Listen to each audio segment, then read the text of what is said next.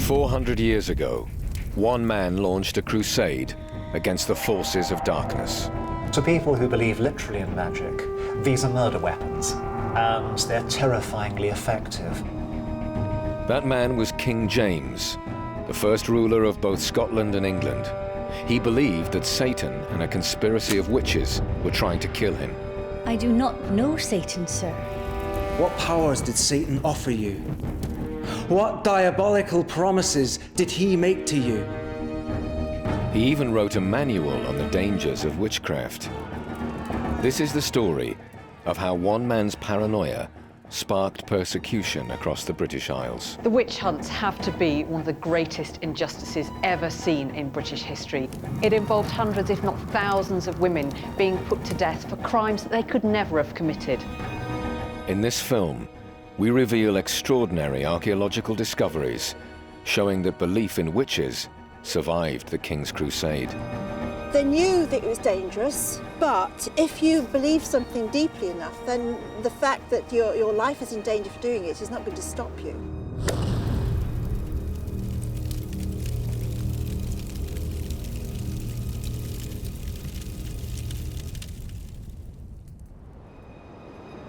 In 1590, the British Isles were ruled by two monarchs, the English Queen, Elizabeth I, and King James VI of Scotland. In May of that year, James was returning home from Denmark with his new wife, Anne. But this honeymoon voyage turned into a nightmare. As the flotilla crossed the North Sea, an enormous storm blew up. According to a sensational account of the incident, the King's ship in particular was buffeted by extreme winds and huge waves. It said that the ship behaved differently from all the other ships in the flotilla that was coming across with the royal ship itself, that the winds affected it differently, that it couldn't be controlled by the sailors in a natural way, and therefore it was thought that the storm must have been caused unnaturally, that James and Anne must be its target. The idea that the storm had been generated specifically to kill the royal couple seeded a terrible fear in James's mind. The young king was already nervous, with good reason. He had powerful enemies, and he had been abandoned as a baby when his mother, Mary Queen of Scots, was forced to flee the country. James grew up in a pretty terrible context for a young monarch. He succeeded a mother who gets her head hacked off in an English jail. His dad's already dead, strangled after an attempt to blow him up. There are 4 guys in charge of Scotland while James is growing up, and all of them are either murdered or executed or driven into exile. And when James becomes a man, before he leaves Scotland, there are apparently 2 attempts to kidnap or assassinate him, one of which is foiled only by him pinning the assassin's head under an arm and screaming for help. No wonder he's edgy. As James brooded on the storm that had almost killed him, he became convinced that this was another assassination attempt. But this time, it had been orchestrated by sorcerers and witches. His fear of the threat posed by witchcraft had grown during his stay in the Danish royal court. Denmark is one of the intellectual centres of witch hunting in the age, so it's probable that he's been discussing witches and demons with some of the most interesting minds in Europe, and's come back to Scotland interested in putting this into practice. There's no doubt that he's simply reflecting a Europe-wide trend. This is the very period in which witch trials are starting to boom all over the continent. Witches were believed to be allies of Satan and his demons. In the late 16th century, fear of Satan's power was at its height because of hatred between rival factions in the church. And altogether in Europe, the period of most witch trials is that in which Protestant and Catholic are most at each other's throats, when the traditional Western Christian church is being torn in half between warring creeds who truly believe that the other's inspired by the devil. The urge to eradicate evil lit fires of hatred throughout Western Europe. In France and Germany, tens of thousands were sentenced to a terrible death. There's one description that talks about a forest of stakes where basically people are just being burnt in vast numbers, and there's a sense that the whole thing has got out of control. A real panic sweeps certain parts of Europe. If you want a quintessence of horror, go to a small North German town called Quedlinburg in 1589, where 133 women were burned alive in one day. It's a horrifyingly painful way to die. You're lucky if it's quick. You only need to burn about 20 or 30 people at a time in an average-sized North European town of the age to create the impression of a forest of flaming stakes, and to ensure that if there's the slightest breeze blowing, the houses on the leeward side of the square, opposite the wind, are going to be coated from the cobblestones, the pavements, the roofs with human fat. In 1590, the full horrors of mass witch purges had not reached the British Isles. But King James was about to change that. The storm that had almost sunk his ship convinced James that Satan was trying to destroy him. The king now unleashed a war on satanic terror that would bring persecution and death to hundreds of his subjects. His fear extended to the widespread popular belief in magic. This now became a thought crime, punishable by death.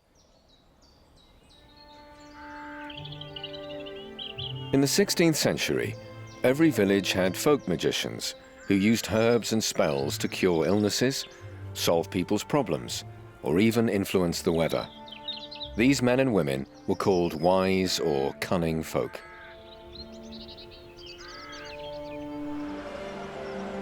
In the Museum of Witchcraft in Beaver Castle, Cornwall, there is remarkable evidence of the importance of magic in daily life.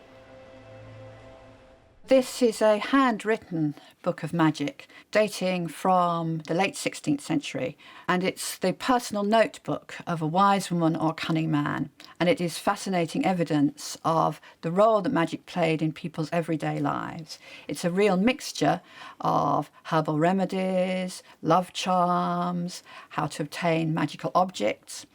So this is a spell for obtaining magical stones out of a swallow. Take him out of the nest and cut him in the middle, and you shall find within the belly of it 3 stones of diverse colours.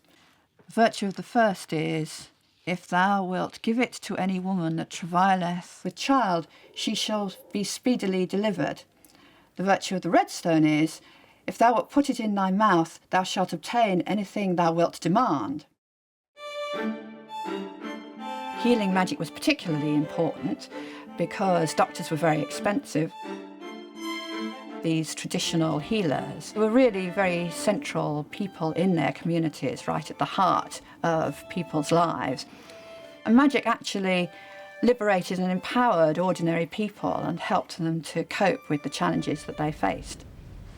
One of these healers was Agnes Sampson, who practiced in Keith in Scotland during the 1580s. Her clients included wealthy gentry as well as the very poorest. She had won wide respect for her work as a healer and a midwife. But she would soon become ensnared in one of the biggest witch trials in Scottish history. Healing magic could shield people from illness and misfortune, but it could also have darker purposes. It was believed to have the power to injure as well as cure. This is a very striking spell because it shows how protection magic could blur into cursing.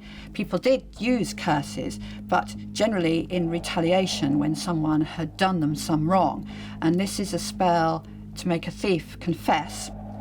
You make a picture of an eye, and then you drive a nail into the eye. The thief will then suffer pain in his eye until he comes and confesses to the theft.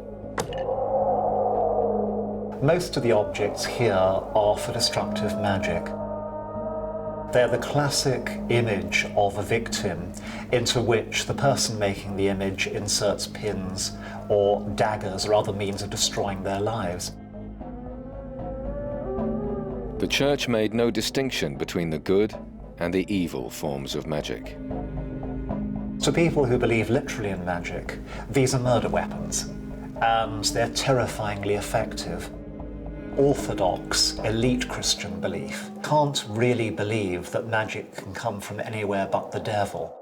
The old practical folk distinction between good and bad magic, with magic being a neutral force, rather like any technology, is completely transformed in established Christian belief into a part of the all-out war between good and evil. In 1590, James VI became a crusader in that war on evil. He presided over the arrests of dozens of people who he suspected had raised the storm that had almost drowned him.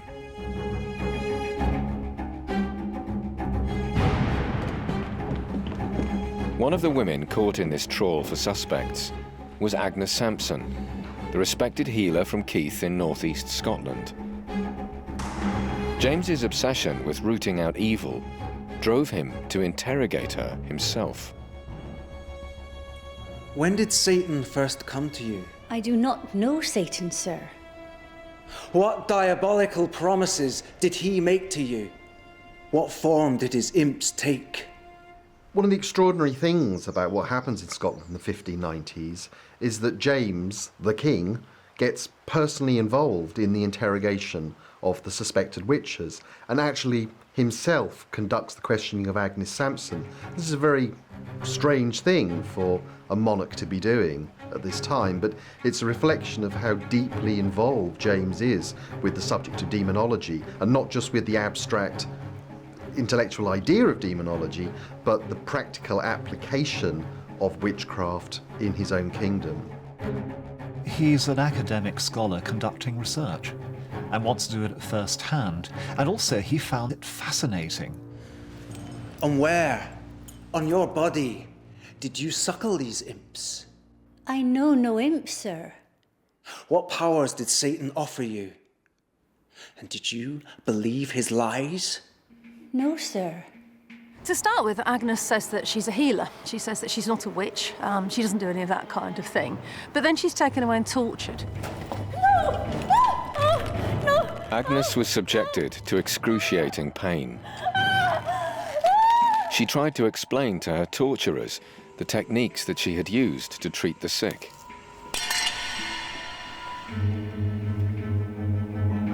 She even recited a healing prayer. All kinds of ills that ever may be, in Christ's name I conjure thee. Forth of the flesh and of the bone, and in the earth and in the stone, I conjure thee in God's name. It combines magic with Christianity, which was a very important part of folk magic. Most people who practiced magic regarded themselves as devout Christians, and that the magic that they were using was a gift from God, part of the way that God's power manifested itself in the natural world. For witch hunters, this mixture of religion and magic suggested that Christianity had become corrupted by demonic forces. With the king's permission, Agnes Sampson's torturers inflicted pain and sleep deprivation to extract a confession. Under this pressure, she accepted that she had made a pact with the devil. She was brought back for further interrogation. Her bizarre confessions were used as evidence against her. So, you took this black toad and hung it by its heels for 3 days and collected the venom as it fell into an oyster shell. Yes, sir. And if you had obtained a piece of linen cloth that I had worn, you would have bewitched me to death. Yes, sir. But Agnes's confessions of spells and devilry were so extraordinary that James struggled to believe them. Well, this is so miraculous and strange that I can only believe that you are an extreme liar. Come closer, sir. Then Agnes shared a secret that convinced James she was indeed guilty of witchcraft. On your wedding night. She whispered details of James's intimate conversation with Anne on his wedding night in Denmark. But at the time, Agnes had been hundreds of miles away in Scotland. This revelation seems to have persuaded James that she must have supernatural powers. I think that moment is really significant for James. It's a moment of his being convinced that what is going on is witchcraft and that he's the target of it. James seems to have ignored the most obvious explanation for Agnes's knowledge about his pillow talk with Anne. One of the things I think to remember about early modern marriages is they were not as private as modern ones are, especially if you were a king and a queen. So it's quite likely that perhaps a servant would have overheard something that was said. There may have been gossip about what was said. She might have picked it up that way, but I don't think she got it from magic. According to a detailed account of the trial, in a sensational pamphlet called News from Scotland, Agnes Sampson also confessed that she was part of a demonic conspiracy of 200 witches summoned by Satan to worship him in a church. Witches would meet the devil, renounce their Christianity, and pay homage to him, often in the most gross form, involving kissing the devil's backside. The devil had even offered this unholy assembly an image of the king to try to destroy him. James was convinced that Satan was leading the witches in an assassination plot against him. Agnes Sampson and several others were burnt at the stake. Her death marked the beginning of a series of witch panics. Scotland executed a higher proportion of its population than almost every other European country. It's estimated that 2,500 women and men were hanged or burnt at the stake. The witch hunts came in waves as suspects, under torture, incriminated dozens of others. But in 1597, Scotland's witch-hunting crusade was thrown into chaos. It began when Margaret Aitken, a suspect herself, turned informer. She claimed to be able to identify witches by a secret mark in their eyes. But then Aitken destroyed her own credibility. She was taken around officially for 3 or 4 months and asked to do this, so she incriminates quite a lot of people. The problem is that on one occasion she starts to identify somebody as a witch, and somebody says to her, but you've identified this person as not being a witch before, they've just got different clothes on. And at that point the whole thing collapses, of course, and there is a worry that all of the witches have not been witches, all of the trials have been mistrials. It was a pivotal moment. The exposure of Margaret Aitken as an unreliable witness threatened to discredit the witch trials. James leapt to defend his belief in the satanic threat. He published an extraordinary call to arms against witchcraft. He called his book Demonology. The fearful abounding at this time in this country of these detestable slaves of the devil. James's book is incredibly short and incredibly lucid and incredibly well structured. It's a good piece of literature. But only to dispel the doubting hearts of many. Both that such assaults of Satan are most readily practiced. James's book, Demonology, really becomes a handbook for the hunting and the persecution of witches. It's enormously influential and remains so for the next 50 to 60 years at least. And there are a number of very high-profile trials that draw directly on the influence of James's book. Demonology's influence might have remained in Scotland, but in 1603, Queen Elizabeth I died, and James VI of Scotland inherited her throne as James I of England. He brought his terrifying book with him. Demonology puts the king himself in the forefront of witch hunting. As a result, it makes witch hunting an official part of the new British state. There is now a line to be followed. It provides a brief, simple text from which all sorts of further ideas and publications can spring. In 1604, James passed a new Witchcraft Act in both England and Scotland that tightened penalties for this supernatural crime. He even ordered the burning of a book written by an Englishman called Reginald Scott. Scott's volume, The Discovery of Witches, argued that philosophy and science disproved their powers. I think that Scott got to James. He angered him. He was good enough to make James worried and affronted, and came at just the wrong point, which is when James himself is trying to convince everybody of the reality of the evil he is describing. James inherited a kingdom crackling with religious tensions.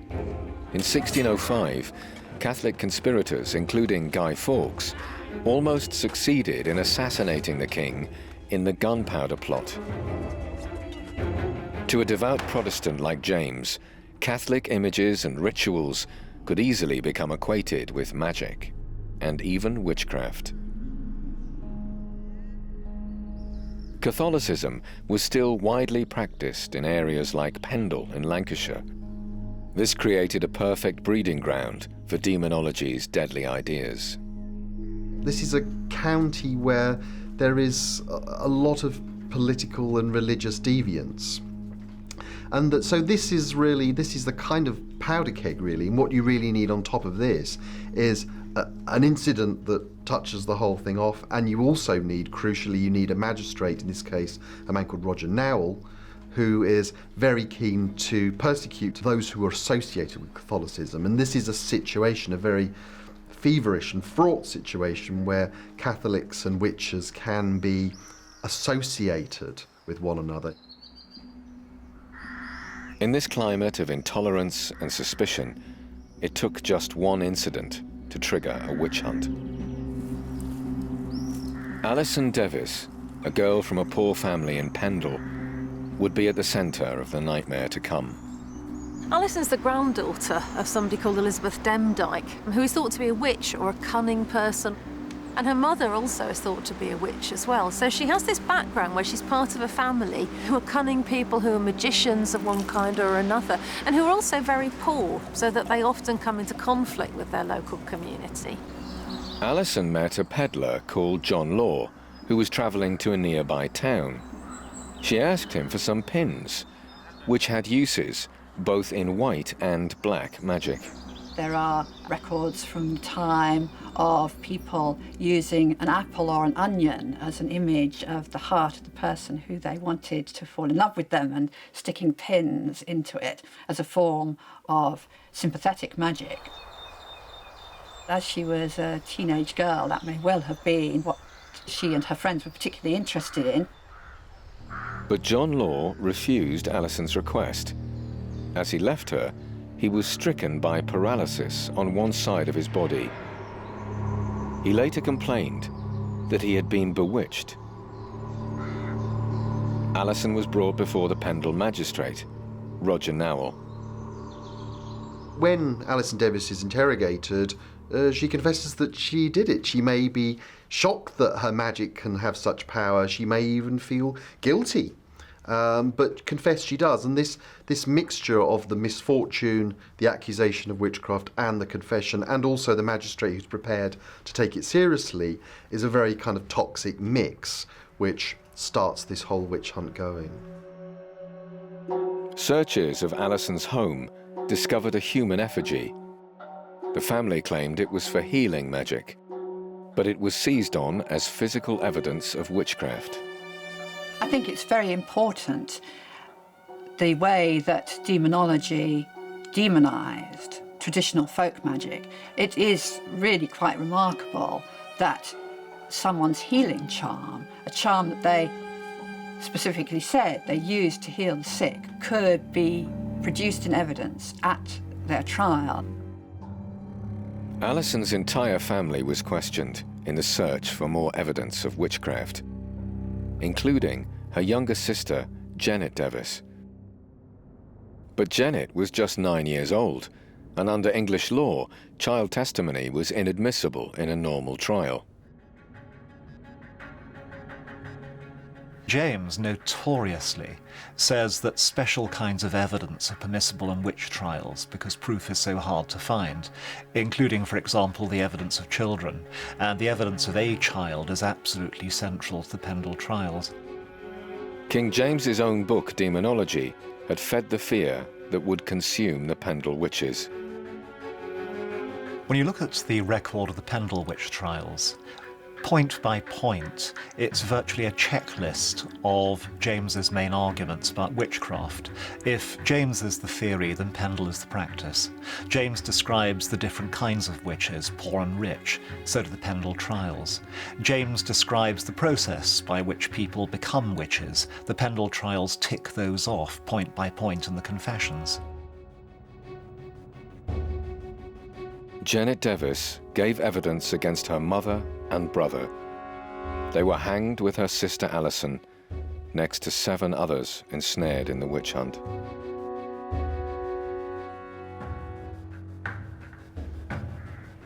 But despite James's efforts to stamp out witchcraft, it still seemed to have the power to strike close to the king. In 1618, Francis Manners, the 6th Earl of Rutland, one of the king's Privy Council, accused witches of murdering his young son Henry. Manners was Lord Lieutenant of Lincolnshire and frequently entertained King James in Beaver Castle. Historian Tracy Borman is investigating the bizarre tragedy that struck the Earl's family. I first became aware of the witches of Beaver through the pages of a novel, actually, which I was reading for pleasure, and I was just absolutely gripped by the story from day one, and I thought, this can't be true. I knew it was loosely based on a real sort of legend, a local legend, and therefore I sort of set out on this quest to find out more about the witchcraft case. Francis Manners had travelled in Europe at the height of the witch hunts, when witchcraft was seen as the terrorism of its day, striking innocents with deadly force. One of the most remarkable elements of this is that here on this tomb, in black and white, is a statement by the Earl himself saying that my 2 sons were done to death by wicked practice and sorcery. It was incredibly rare to find on any tomb such an accusation, let alone on one of the most noble families in the country. It's a statement, and he wanted everybody in the future to know that this is what had happened to his sons. And his sons are also depicted here on this tomb in rather solemn procession. The eldest of the sons, Henry, holding a skull to represent his fate. But behind the sad tale of loss recorded on the tomb lies a disturbing mystery. The Earl blamed witchcraft for the death of both of his young sons, and he found suspects close at hand. A single mother, Joan Flower, and her 2 daughters had all been employed as lowly servants at Beaver Castle. Margaret, the eldest daughter, was found guilty of stealing provisions from the castle, and they were all dismissed. And it was that supposedly prompted the mother to set out on a path of revenge and destruction against the family at Beaver Castle. The women were arrested in 1618 and charged with killing young Henry Manners by witchcraft. The sensational pamphlet reporting the case recorded that while Margaret and Philippa were working in the castle, they had stolen the boy's glove. They had given it to their mother, who treated the glove as if it represented the boy himself. She repeatedly stabbed it, and then she burnt it. But the boy had died 5 years before these charges were brought. So why had the Earl waited so long to accuse the women of witchcraft? One clue lies in Manners' close relationship with the king. James's book Demonology had recently been republished. It does seem that it was a bit of a setup, and probably, I think, it was the Earl of Rutland who was doing his king, James, a favour by bringing James's work, Demonology, back into the public eye, because the pamphlet that describes the case actually refers to demonology up front in the preface. It reminds people of this king's great work on the history of witchcraft and exactly how witches ought to be dealt with. The pamphlet claimed that the women had taken wool from a mattress at Beaver Castle. Joan Flower then allegedly mixed the wool with blood and water and boiled it to curse the Earl and his wife with infertility.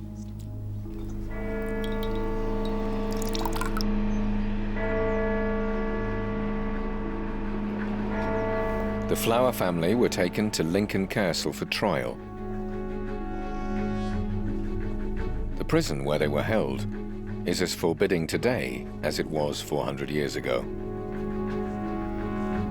Coming down into this dungeon, the atmosphere immediately changes. It's very cold. There's a real sense still, hundreds of years later, of desolation, of the desperation that the prisoners must have felt down here.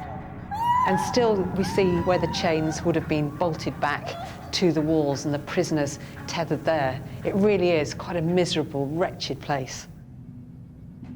The judge who tried Margaret and Philippa Flower and several others caught up in the Beaver case may have been the same man who had sent the Pendle witches to the gallows 6 years earlier. Even the evidence laid before him closely matched the claims made in the Pendle trial. You can see very similar evidence brought forward. It was very formulaic. There was all the sort of classic elements of the witchcraft case, the familiars, the pact with the devil, the curses that were uttered by the accused. They all come out in this case, as they did in several others at around this time. The chief witness for the prosecution was King James's close friend and ally, the Earl of Rutland. There would have been one witness in the case of the Beaver Witches, and that was the Earl himself, Francis Manners, who was the first up on the witness stand. And of course you can imagine how his evidence was heard by the hush in the courtroom. There could be only one outcome with such a high-profile witness as the Earl. Margaret and Philippa Flower were executed. Their mother died in custody. The Pendle and Beaver trials demonstrate how demonology had become a handbook for witch hunting.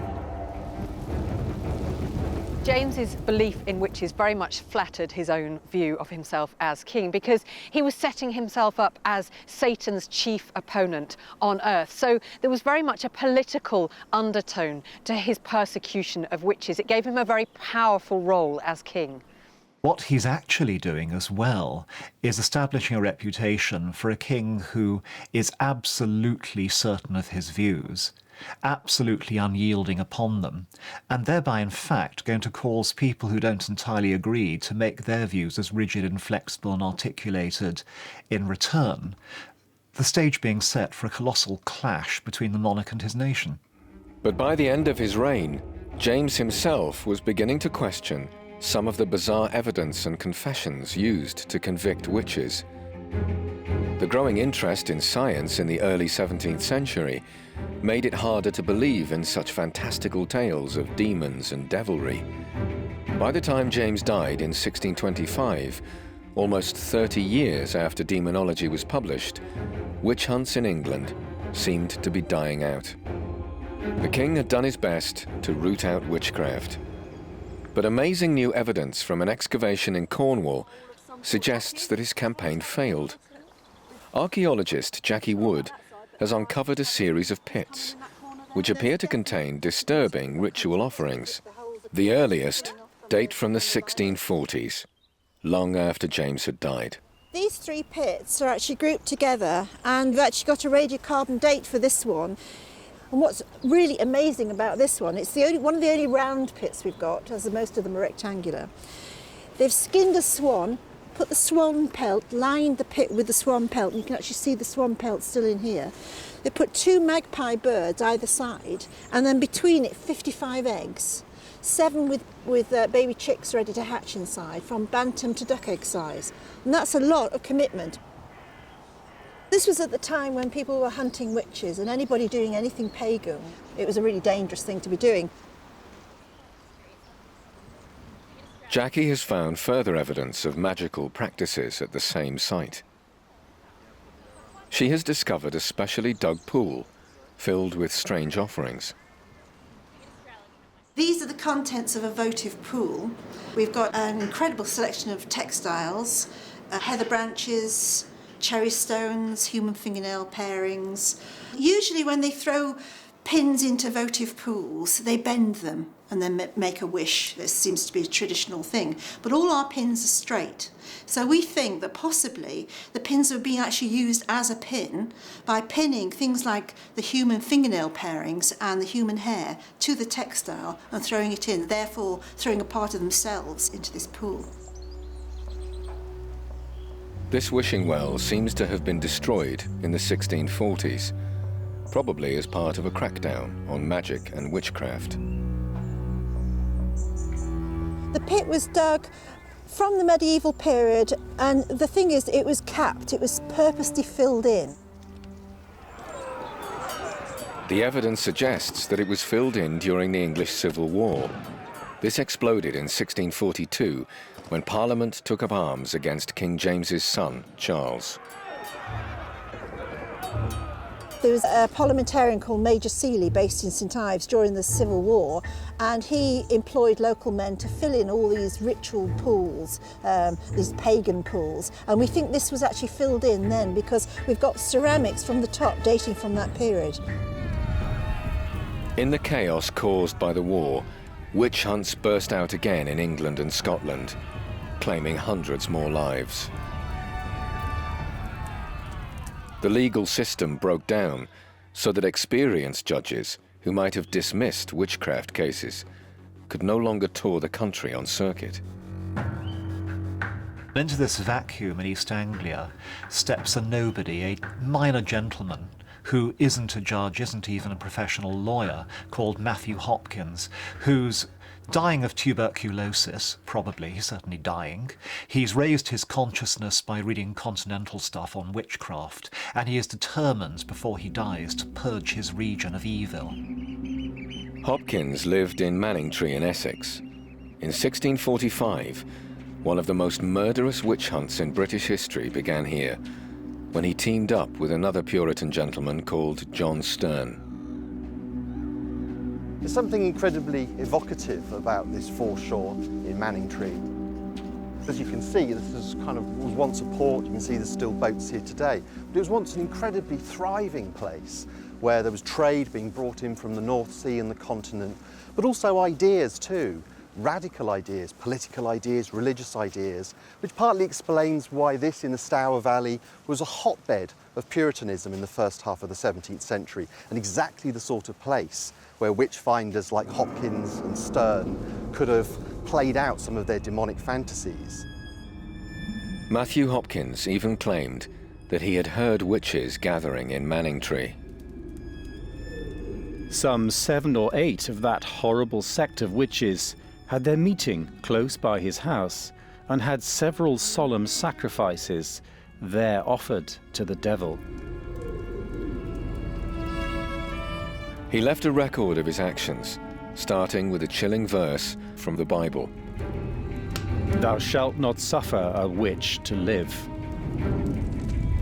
Hopkins and Sterne harnessed existing grievances and fears of witchcraft between neighbours.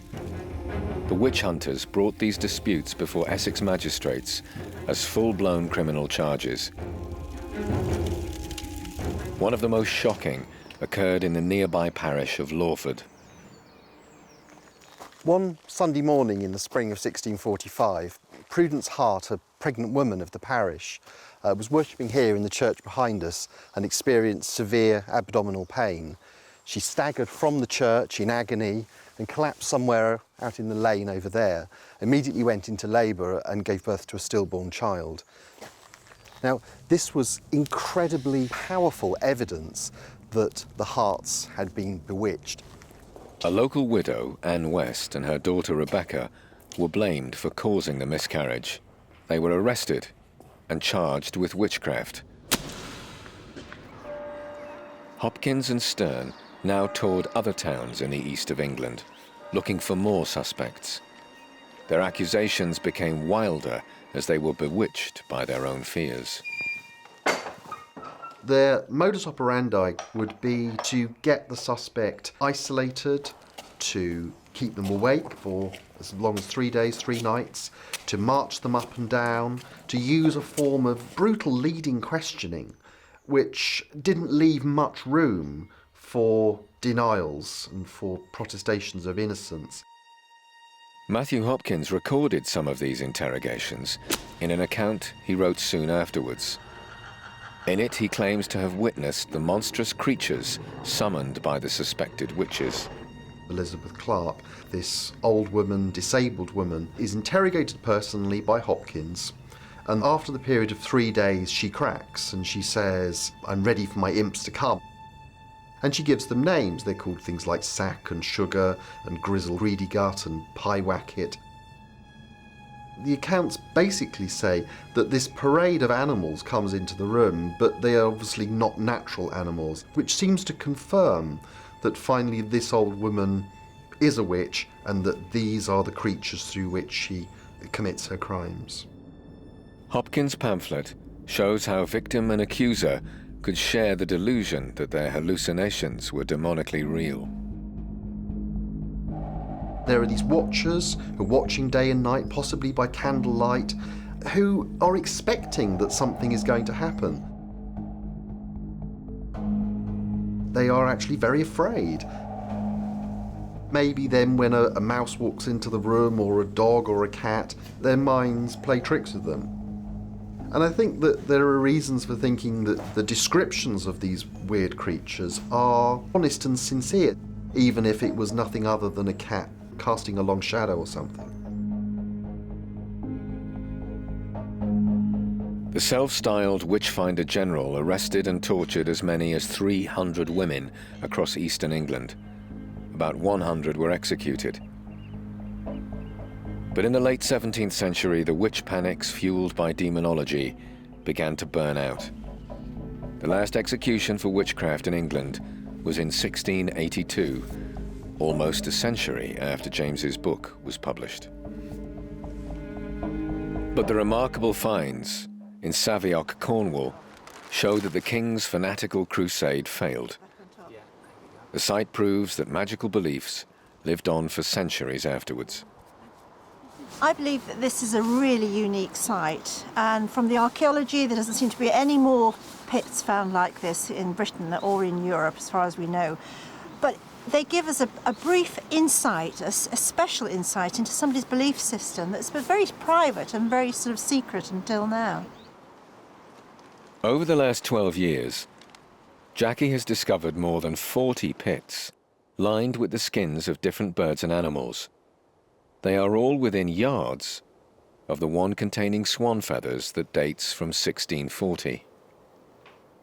And this is 100 years later than that one. It's dated to 1740s, and it's lined with fur, not feathers. And when we actually analysed it, it's lined with cat fur. So they've skinned a cat, lined the pit with this black cat fur, put a piece of quartz 2/3 of the way up, and extraordinarily, above the quartz was 22 eggs, and every single egg had a baby chick in it ready to hatch. I do believe that it is some kind of witchcraft. These bizarre ritual burials appear to span 350 years, from the 17th century right up until remarkably recent times. This is the latest one we had, and this is really exciting because this one is actually lined with different coloured brown and black fur all the way around the outside of it.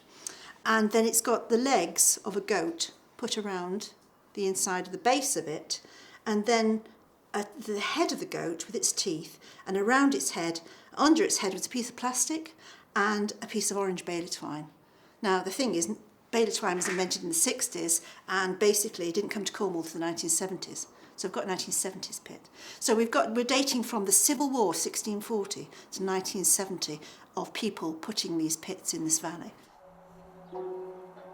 The animals and birds buried in the Savioc pits seem to be part of a lost tradition of belief. But none of the finds on the site show any association with satanic rituals. They were a terrible myth that cost thousands of lives. There is no evidence whatsoever that anybody who was tried for witchcraft in early modern England actually worshipped the devil. There's a fair amount of evidence that some of the people who were put on trial did practice magic in a folky kind of way. Some of them almost certainly did curse their neighbours in fits of ill temper and for purposes of revenge. But the satanic conspiracy, the anti-religion imagined by witch hunters, was purely a fantasy.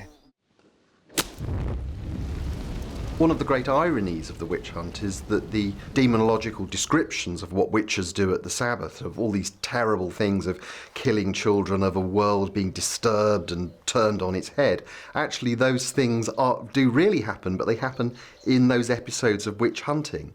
So that the fantasy of the witch's Sabbath never existed, but actually in a strange way it is projected onto the witches, and that these scenes of the mass burnings are actually visions of hell made real on earth.